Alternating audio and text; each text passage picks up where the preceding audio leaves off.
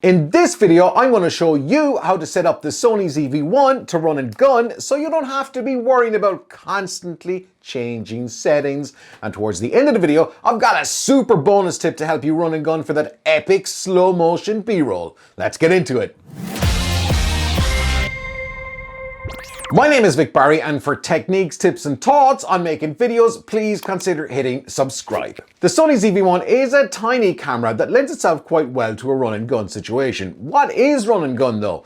Basically, you want to pull the camera out of your bag, pocket, hat, and just start shooting without worrying about settings. First mode here is Aperture Priority mode. The lower the aperture number, the blurrier the background. So if you want some of that silky smooth bokeh, then you dial it in here. The Sony ZV-1 will change the shutter speed automatically, so you'll always have that magic 1.8 aperture. The only downside to this is, depending on the lighting, you might get footage that's a bit jerky looking as the Sony ZV-1 cranks the shutter speed up really high to compensate. Another option for running and gunning with the Sony ZV-1 is Shutter Priority mode. This is where you dial in the shutter speed and the camera changes the aperture as it's needed. So dialing in a 1/50 shutter speed ensures that we get that cinematic motion blur in any movement we have, which is great.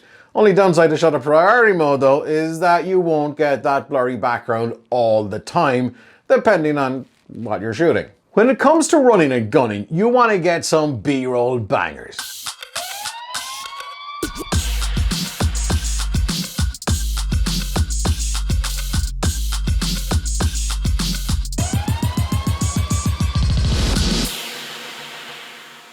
The Sony ZV-1 does a fantastic 120p slow motion and 1080p. It's super clean and I use it all the time. However, in a run and gun situation, do you really want to be digging through the settings each time to enable it? Nope.